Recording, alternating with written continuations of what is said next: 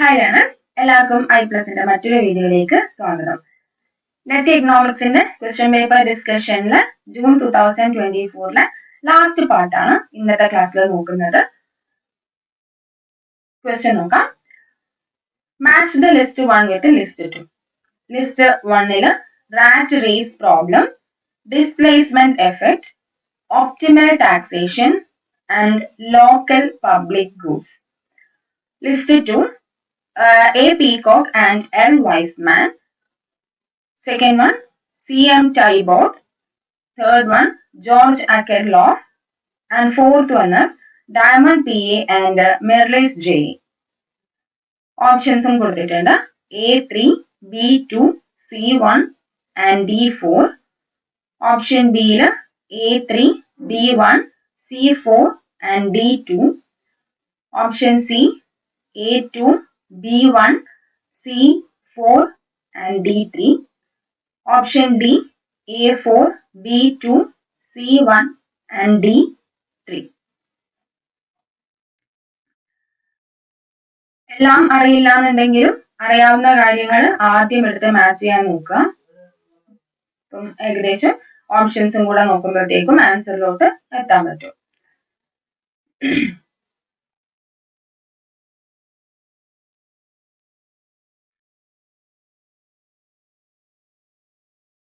ഇവിടെ displacement effect പെട്ടെന്ന് കിട്ടും അല്ലെ. ഏതാണ്? വൈസ്മാൻ പീകോക്ക് ഹൈപ്പോത്തസിസിൽ പറയുന്നതാണ് ഡിസ്പ്ലേസ്മെന്റ് ഇഫക്റ്റ്. ഒരു സ്റ്റേജ് ആണ് വൈസ്മാൻ പീകോക്ക് ഹൈപ്പോത്തസിസിലെ ആദ്യത്തെ സ്റ്റേജ് ആണ് ഡിസ്പ്ലേസ്മെന്റ് ഇഫക്റ്റ്. അപ്പൊ B1 മാച്ച് ചെയ്യുന്നത് ഈ രണ്ട് ഓപ്ഷൻസ് മാത്രമാണ്. ഇതിൽ ഏതാന്നുള്ളത് നമ്മൾ നോക്കിയാൽ മതി. പിന്നെ എ, റാറ്റ് റേസ് പ്രോബ്ലം ആരാണ് ഇൻട്രൊഡ്യൂസ് ചെയ്തത്? അക്കർലോഫ് ആണ്. ബി ആണ് ഇവിടെ റൈറ്റ് ആൻസർ ആയിട്ട് വരിക. അപ്പൊ ബാക്കിയൊന്നും അറിഞ്ഞില്ലെങ്കിലും ഈ ഡയമണ്ട് P.A. മിർലീസ് ഇതൊക്കെ പുതിയ പേരുകളാണെങ്കിലും നമുക്ക് രണ്ടെണ്ണം അറിഞ്ഞാൽ തന്നെ ഇവിടെ മാച്ച് ചെയ്യാനായിട്ട് പറ്റുന്നുണ്ട് അല്ലെ. അപ്പൊ ഇവിടെ ആൻസർ ഓപ്ഷൻ ബി ആണ്. Rat race problem is related with George Akerlof. Displacement effect Peacock and Wiseman. Optimal taxation Diamond P.A. and Mirrlees J. Then local public goods related to C.M. Tybalt. എന്താണ് rat race problem? അതായത് rat race problem എന്നതുകൊണ്ട് ഉദ്ദേശിക്കുന്നത്, ആ ഒരു word കൊണ്ട് ഉദ്ദേശിക്കുന്നത് ഹ്യൂമൻസും റാറ്റിനെ പോലെ, ഇപ്പം റാറ്റ് ചീസ് സെർച്ച് ചെയ്തിട്ട് ഇറങ്ങുന്നത് പോലെ അല്ലെങ്കിൽ ഓടുന്നത് പോലെ ഹ്യൂമൻസും അവരുടെ ബെറ്റർ നോക്കിയിട്ട് അല്ലെങ്കിൽ തൊഴിലിന് വേണ്ടിയിട്ട് അല്ലെങ്കിൽ കൂടുതൽ ഏൺ ചെയ്യാൻ വേണ്ടിയിട്ട് ഓടുന്നു. അപ്പൊ ആ ഒരു സങ്കല്പത്തിന്റെ ബേസിലാണ് ഈ റാറ്റ് റേസ് എന്ന പേര് ആ ഒരു തിയറിക്കകത്ത് വന്നിട്ടുള്ളത്. ലേബർ മാർക്കറ്റുമായി ബന്ധപ്പെട്ടതാണ് ഈ rat race problem. Displacement effect ഒക്കെ അറിയാവുന്നതല്ലേ, വൈസ്മാൻ പീകോക്ക് ഹൈപ്പോത്തസിസിലെ നമ്മുടെ ഡെവലപ്മെന്റൽ എക്കണോമിക്സിൽ പഠിക്കുന്നതാണ്. എന്താണ് അതിലെ സ്റ്റേജസിൽ പറയുന്ന displacement effect, then second stage is inspection effect, third one is concentration effect. എന്തുമായി ബന്ധപ്പെട്ടതാണ്? ഗവൺമെന്റ് എക്സ്പെൻഡിച്ചറുമായി ബന്ധപ്പെട്ടതാണ്. അതായത് എന്തെങ്കിലും അൺഫോർസീൻ കണ്ടിജൻസീസ് രാജ്യത്ത് സംഭവിക്കുകയാണെങ്കിൽ, പ്രതീക്ഷിക്കാതെ എന്തെങ്കിലും ഒരു യുദ്ധം നടക്കുകയാണെങ്കിൽ, അല്ലെങ്കിൽ ഇപ്പം നമ്മളെ സംബന്ധിച്ചിടത്തോളം കോവിഡ് വന്നു, അപ്പൊ ഒക്കെ ഗവൺമെന്റിന് കൂടുതൽ എക്സ്പെൻഡിച്ചർ അല്ലെങ്കിൽ ചെലവ് വരുന്ന സാഹചര്യമാണ് അവിടെ ഉണ്ടാവുന്നത്. അപ്പൊ അത്തരത്തിലുള്ള പെട്ടെന്ന് ഉണ്ടാവുന്ന അപ്രതീക്ഷിതമായ ചെലവുകൾ മീറ്റ് ചെയ്യാൻ വേണ്ടിയിട്ട് ഗവൺമെന്റിന് എന്ത് വേണം? എക്സ്ട്രാ റവന്യൂ വേണം. അപ്പൊ അതിനു വേണ്ടിയിട്ട് റവന്യൂ കൂടുതൽ റേസ് ചെയ്യാനായിട്ട് ടാക്സ് റേറ്റ് വർദ്ധിപ്പിക്കുന്നു. അപ്പൊ ആ ടാക്സ് റേറ്റ് വർദ്ധിപ്പിക്കുന്ന സ്റ്റേജ് ആണ് ഡിസ്പ്ലേസ്മെന്റ് ഇഫക്റ്റ്. പിന്നീട് ആൾക്കാർ ഈ ടാക്സ് റേറ്റ് വർദ്ധിച്ച ടാക്സ് റേറ്റുമായിട്ട് യൂസ്ഡ് ആയിട്ട് വരും. അപ്പം ഇനി ഇത്തരത്തിലുള്ള അൺഫോർസീൻ ആയിട്ടുള്ള കണ്ടിജൻസീസ് എൻഡ് ചെയ്ത് കഴിഞ്ഞാലും, ഇപ്പം കോവിഡിന്റെ ടൈമില് എക്സ്ട്രാ ആയിട്ട് ടാക്സ് റേറ്റും അല്ലെങ്കിൽ എക്സ്ട്രാ ഡ്യൂട്ടികളും ഒക്കെ ഏർപ്പെടുത്തിയിട്ടുണ്ടെങ്കിൽ അത് കോവിഡ് അവസാനിച്ചതിന് ശേഷവും സെയിം രീതിയിൽ തന്നെ ആ ടാക്സ് റേറ്റ് മുന്നോട്ട് പോവാണ്, ആ വർദ്ധിച്ച ടാക്സ് റേറ്റ്. അപ്പൊ എന്ത് ചെയ്യാൻ പറ്റും? ഗവൺമെന്റിന് ഈ എക്സ്ട്രാ വരുന്ന വരുമാനം ഉപയോഗിച്ച് നേരത്തെ ഉപേക്ഷിച്ച് അല്ലെങ്കിൽ നേരത്തെ ചെയ്യാൻ പറ്റാതെ ഇരുന്ന എക്സ്പെൻഡിച്ചറുകൾ മീറ്റ് ചെയ്യാനായിട്ട് ഇന്ന് സാധിക്കുന്നു. അതാണ് ഇൻസ്പെക്ഷൻ ഇഫക്റ്റിൽ വരുന്നത്. നെക്സ്റ്റ് സ്റ്റേജ്, ലാസ്റ്റ് സ്റ്റേജ് വന്നിട്ട് കോൺസെൻട്രേഷൻ ഇഫക്റ്റ് ആണ്. അതിൽ പറയുന്നത് ഗവൺമെന്റ്, സെൻട്രൽ ഗവൺമെന്റ് സ്റ്റേറ്റ് ഗവൺമെന്റിനേക്കാൾ കൂടുതൽ എക്സ്പെൻഡിച്ചർ സ്പെൻഡ് ചെയ്യുന്നു എന്നുള്ളതാണ്. അപ്പൊ ഇങ്ങനെ 3 സ്റ്റേജസ് ആക്കിയിട്ട് പറയുന്നതാണ് വൈസ്മാൻ പീകോക്ക് ഹൈപ്പോത്തസിസ് എന്നറിയപ്പെടുന്നത്. അപ്പൊ അതിലൊരു സ്റ്റേജ് ആണ് ഇത്. പിന്നെ ഒപ്റ്റിമൽ ടാക്സേഷൻ, അതും അറിയാവുന്നതായിരിക്കും. Taxation, optimal taxation, maximum revenue ഗവൺമെന്റിന് കിട്ടുന്ന രീതിയിൽ ഉള്ള റേറ്റ് ഓഫ് ടാക്സേഷൻ. എന്നാൽ അത് പിന്നെ പബ്ലിക്കിന്റെ ഇൻട്രസ്റ്റിനെ ഹാം ചെയ്യാനും പാടില്ല. Local public goods. Next question. Which of the following statement about price leadership is false? A. Price leadership is a form of tacit collusion. B. With a dominant price leadership, the leader in an industry is the biggest firm. C. With a barometric price leadership, the leader may change even if relative size of each firm stays the same. And last one, price leadership breaks down if input prices or demand conditions changes. Question ശ്രദ്ധിക്കണം. Which of the following statement about price leadership is false എന്നാണ് ചോദിച്ചിരിക്കുന്നത്. Price leadership നമ്മൾ ഏതുമായി ബന്ധപ്പെട്ടാണ്, ഏത് മാർക്കറ്റുമായി ബന്ധപ്പെട്ടാണ് പഠിക്കുന്നത്? Oligopoly market. അതിന് wrong statement relating to price leadership കിട്ടിയായിരിക്കും അല്ലെ? ഏതാണ്? ഡി ആണ് റൈറ്റ് ആൻസർ. എന്നാൽ ഓപ്ഷൻ എയിൽ പറയുന്ന പ്രൈസ് ലീഡർഷിപ്പ് ഒരു ഫോം ഓഫ് ടാസിറ്റ് കൊല്യൂഷൻ ആണെന്നാണ്. ശരിയാണ്. ഒളിഗോപ്പൊളി മാർക്കറ്റില് തന്നെ നമ്മൾ കൊല്യൂസീവ് ഒളിഗോപ്പൊളിയും അതേപോലെ നോൺ കൊല്യൂസീവ് ഒളിഗോപ്പൊളിയും പഠിക്കുന്നുണ്ട്. അപ്പൊ അതില് ടാസിറ്റ് കൊല്യൂഷന്റെ ഭാഗമായിട്ടാണ് പ്രൈസ് ലീഡർഷിപ്പ് വരുന്നത്. എന്താണ് പ്രൈസ് ലീഡർഷിപ്പ് എന്നതുകൊണ്ട് ഉദ്ദേശിക്കുന്നത്? അതായത് മാർക്കറ്റിലുള്ള ഫേംസ് തമ്മിൽ, ഒളിഗോപ്പൊളിയുടെ പ്രത്യേകത അവിടെ ഫ്യൂ ഫേംസ് മാത്രമാണ് ഉണ്ടായിരിക്കുക. അപ്പൊ ഈ ഫ്യൂ ഫേംസിന്റെ ഇടയിൽ പ്രൈസ് തീരുമാനിക്കുന്ന അല്ലെങ്കിൽ ഔട്ട്പുട്ട് തീരുമാനിക്കുന്ന ഒരു ലീഡർ ആയിട്ട് ഒരു ഫേമിനെ ഫിക്സ് ചെയ്യുന്നു. ആ ഫേമിനെയാണ് നമ്മൾ ലീഡർ ഫേം എന്നറിയപ്പെടുന്നത്. ആ പ്രൈസ് ലീഡർഷിപ്പ് ഏറ്റെടുക്കുന്ന ആ ഫേമിനെ ഫോളോ ചെയ്തിട്ടായിരിക്കും മറ്റ് ഫേമുകൾ ആ ഒരു ഇൻഡസ്ട്രിയിൽ നിലനിൽക്കുന്നുണ്ടാവുക. അതാണ് പ്രൈസ് ലീഡർഷിപ്പ്. അപ്പോൾ ഈ പ്രൈസ് ലീഡർഷിപ്പ് എന്ന് പറയുമ്പോൾ ആ ലീഡറായിട്ട് വരുന്ന ഫേമിന് ഒരുപാട് ഫേമിന്റെ പ്രത്യേകതകൾ അനുസരിച്ച് ഡിഫറെന്റ് ടൈപ്സ് ഓഫ് പ്രൈസ് ലീഡർഷിപ്പും ഉണ്ട്. ഇപ്പം dominant firm price leadership, barometric firm price leadership, പിന്നെ ലോ കോസ്റ്റ് പ്രൈസ് ലീഡർഷിപ്പ്, അങ്ങനെ പലതരത്തിലുള്ള പ്രൈസ് ലീഡർഷിപ്പ് ഉണ്ട്. അപ്പൊ അതില് ഇവിടെ ബാരോമെട്രിക്കിനെയും ഡോമിനന്റിനെയും കുറിച്ചൊക്കെ പറയുന്നുണ്ട് അല്ലെ? അപ്പൊ ഇതിനകത്ത് price leadership is a form of tacit collusion ഒരു ട്രൂ സ്റ്റേറ്റ്മെന്റ് ആണ്. പിന്നെ dominant price leadership, the leader in an industry is the biggest firm. അതായത് ഈ പറഞ്ഞ പോലെ ഡിഫറെന്റ് ടൈപ്സ് ഓഫ് പ്രൈസ് ലീഡർഷിപ്പില് ഡോമിനന്റ് ഫേം പ്രൈസ് ലീഡർഷിപ്പ് എന്ന് പറഞ്ഞു കഴിഞ്ഞാൽ അവിടെ മാർക്കറ്റിലെ, അതായത് ഒരു ഇൻഡസ്ട്രിയിൽ ഒരുപാട് ഫേംസ് ഉണ്ടാവുമല്ലോ. ഒളിഗോപ്പൊളി ഇൻഡസ്ട്രിയിൽ ഇപ്പം ഉദാഹരണം പറഞ്ഞാൽ ഒരു മൊബൈൽ ഒരു സോപ്പ് പ്രൊഡ്യൂസ് ചെയ്യുന്ന കമ്പനിയാണെന്ന് വിചാരിക്കുക. ഈ സോപ്പാണ് അവിടുത്തെ ഇൻഡസ്ട്രി എന്ന് പറയുന്നത്.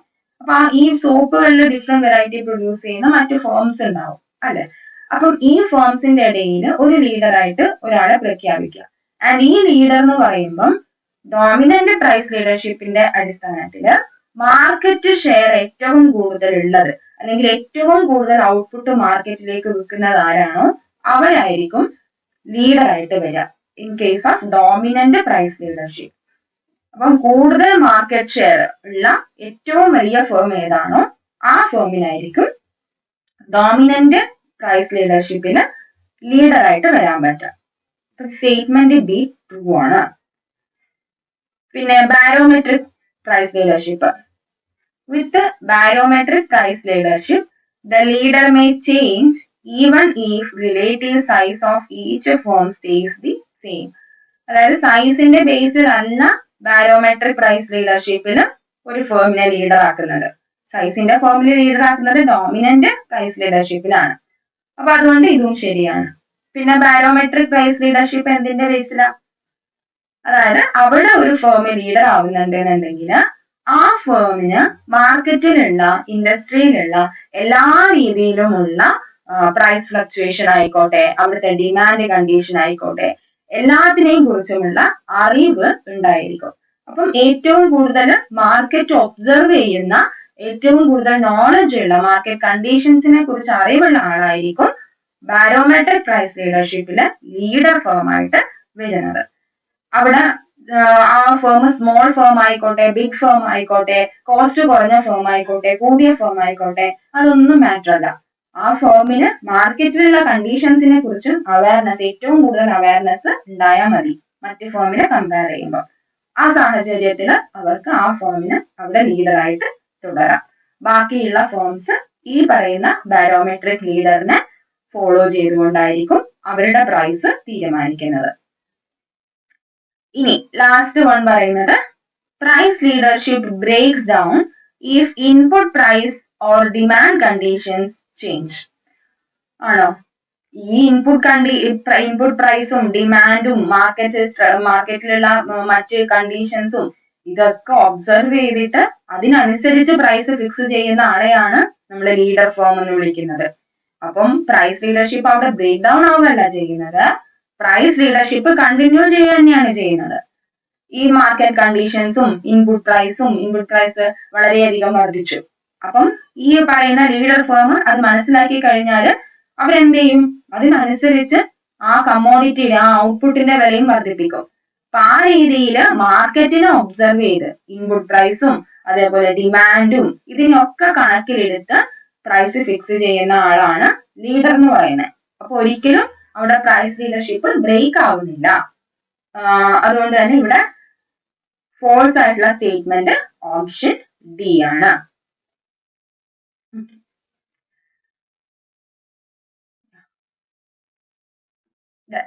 Arrange the following states based on gross state domestic product at constant prices in ascending order in the year 2022-23.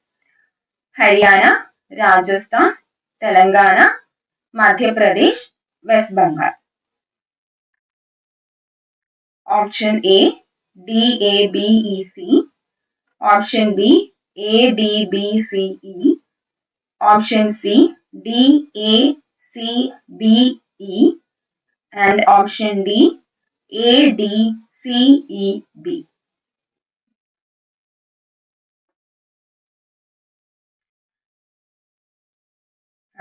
ഇവിടെ റൈറ്റ് ആൻസർ വരുന്നത് ഓപ്ഷൻ ബി ആണ്.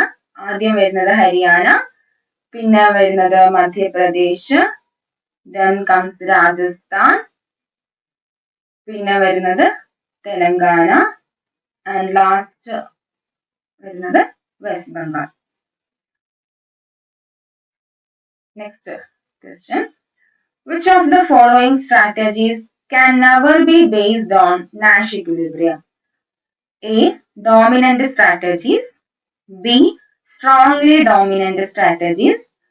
C, weakly dominant strategies. And D, none of the above.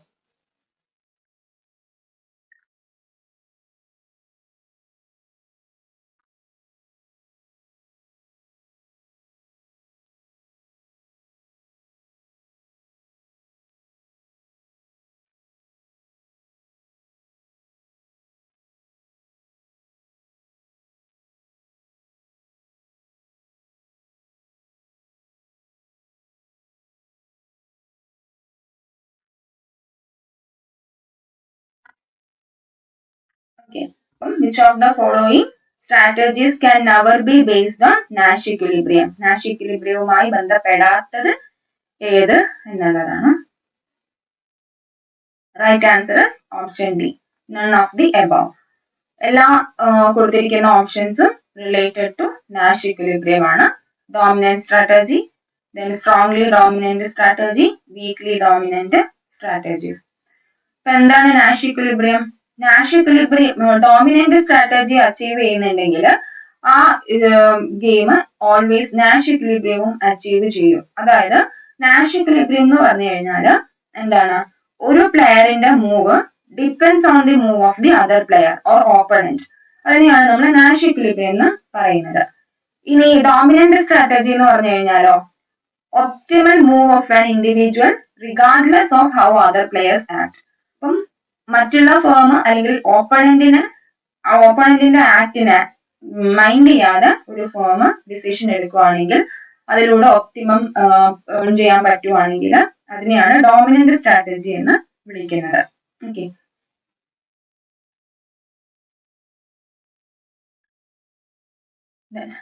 Which of the following are true in case of solo model? A. Saving is determined endogenously. Then population grow at a constant rate. There is constant returns to scale. Then entrepreneurs invest for the new ideas. Options നോക്കാം. Option A, B, C and D. Option B, A, B and C. Option C, C, D and E only. And last option, D, E and A only.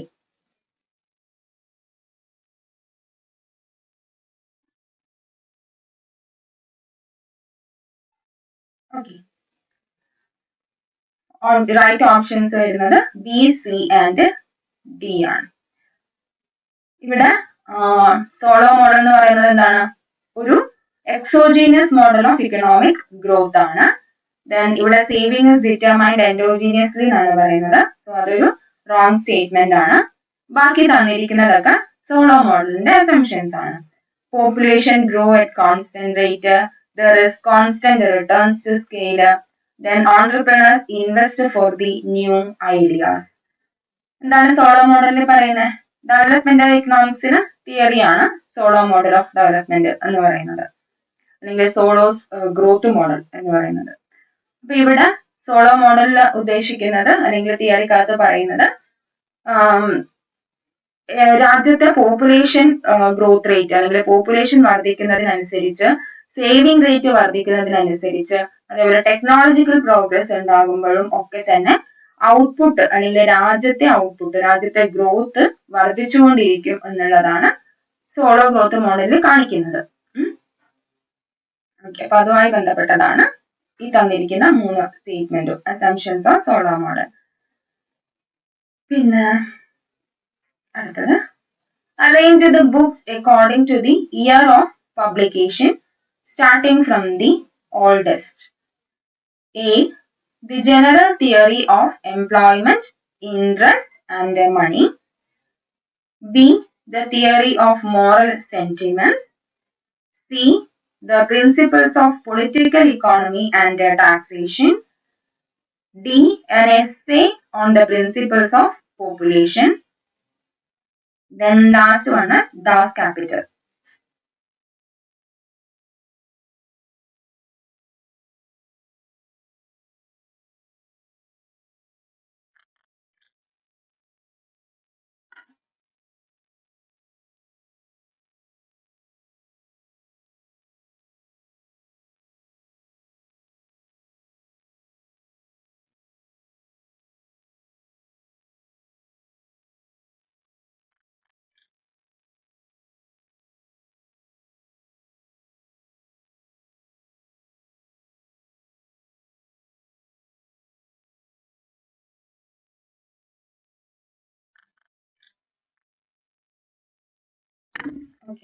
ഓപ്ഷൻസും കൊടുത്തിട്ടുണ്ട്, നോക്കാം.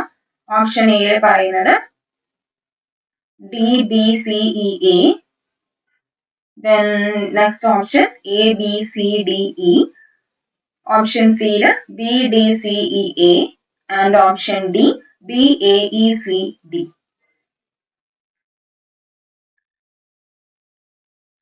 Right answer option C, B D C E A. അതായത് ആദ്യം publish ചെയ്തിട്ടുള്ളത് the theory of moral sentiments, പിന്നെ 1739 theory of moral sentiments. പിന്നെ വരുന്നത് an essay on the principles of population 1798. Then comes principles of political economy and taxation and Das Kapital 1867. Then the general theory of employment, interest and money 1936 വന്നിട്ടുള്ളത്.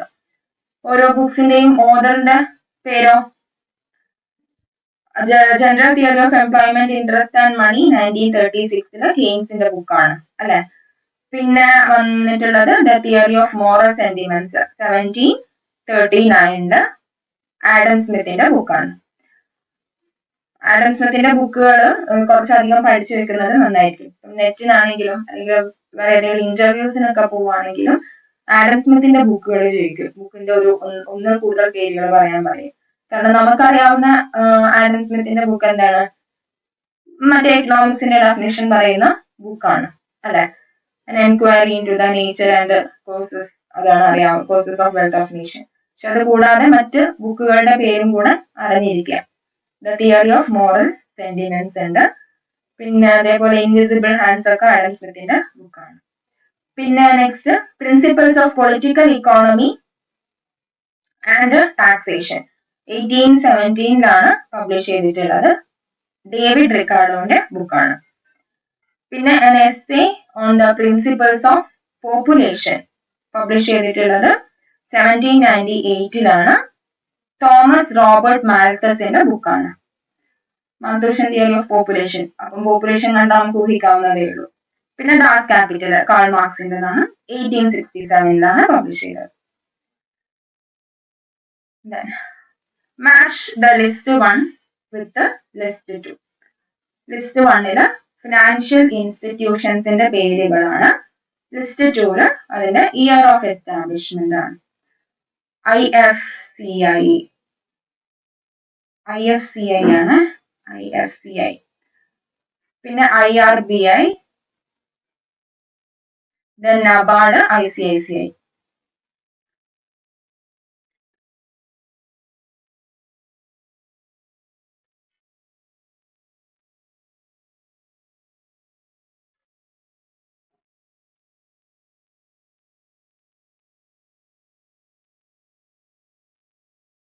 Industrial Reconstruction Bank of India, IRBI. NABARD, ICICI. Year of establishment നോക്കാം 1982, 1948, 1971 and 1955. Options കൊടുത്തിട്ടുള്ളത് option A4, B3, C1 and D2. Option B A2, B1, C3 and D4. Option C A4, B2, C3 and D1. Then last option A2, B3, C1 and D4.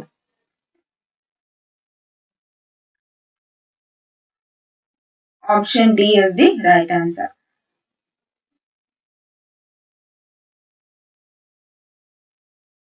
IFCI is related with 1948 year of establishment. IRBI 1971, NABARD 1982 ICICI 1955.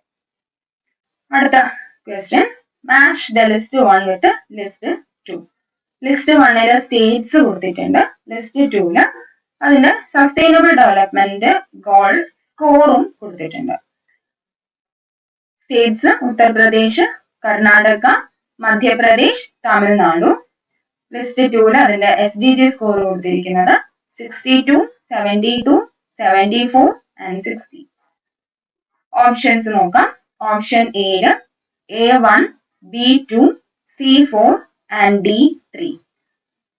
Then option B A2, B4, C1, D3. C A4, B3, C1 and D2. Then last one is A4, B2, C1 and D3.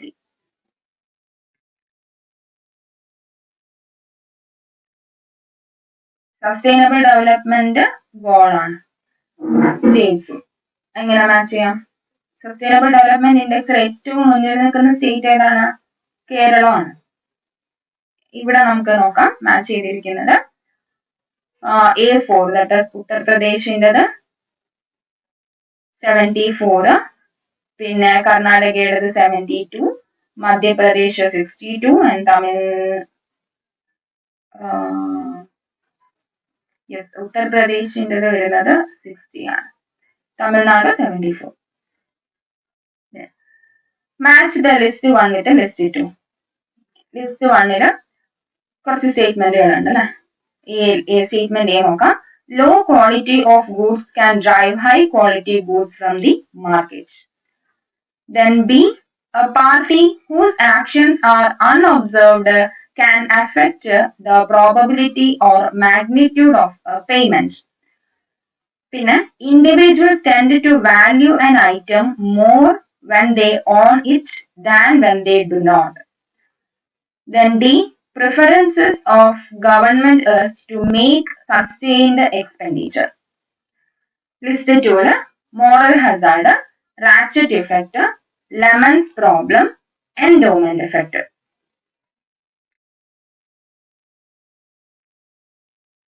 Options ഇവിടെയാണ് ഉള്ളത്. A1, B4, C2, D3. Option ബിയിൽ A1, B3, C4 and D2. Option C, A3, B1, C4 and D2. Then option D, A3, B2, C4 and D1. വായിച്ചു നോക്കാം.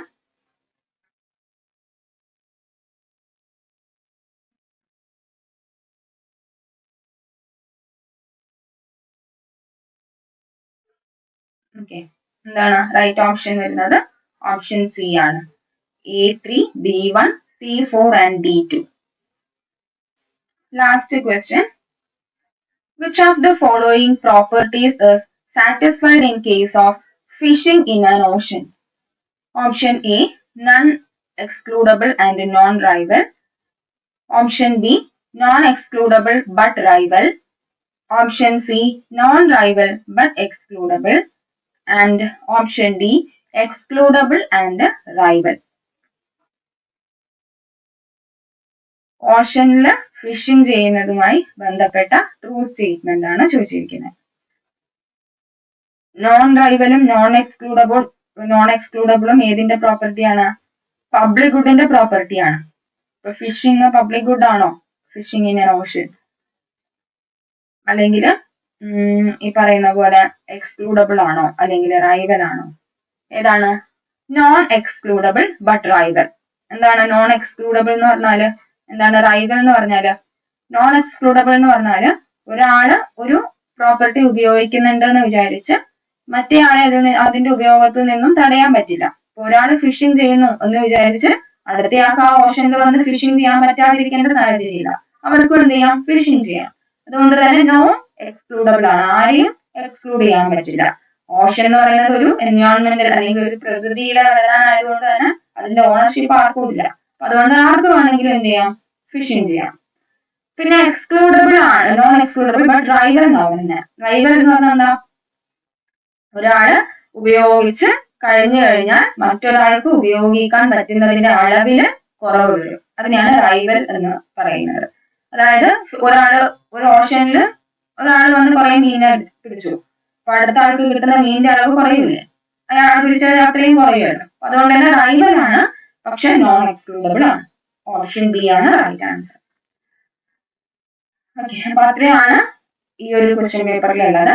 പിന്നെ ഈ remaining questions ഒരു 10 ക്വസ്റ്റ്യൻസോളം ബാക്കിയുണ്ട്. അപ്പൊ അത് എന്ന് പറഞ്ഞാല് ഈ പറഞ്ഞ പോലെ റീഡിംഗ് കോംപ്രിഹെൻഷൻ ആണ്. നമ്മൾ ജനറൽ പേപ്പറിൽ ചെയ്യുന്നത് പോലത്തെ പാരഗ്രാഫ് തന്നിട്ട് അതിൽ നിന്നും ക്വസ്റ്റ്യൻസ് ചോദിക്കുന്ന പരിപാടി. അപ്പൊ അത് നമ്മൾ ഇവിടെ പറയാൻ ആവശ്യമില്ലല്ലോ, ജനറൽ പേപ്പറിന്റെ ഭാഗമായിട്ട് പഠിച്ചതായിരിക്കും. ഓക്കെ, അപ്പോൾ അടുത്ത ക്വസ്റ്റ്യൻ പേപ്പറുമായിട്ട് അടുത്ത ക്ലാസ്സിൽ കാണാം. Thank you.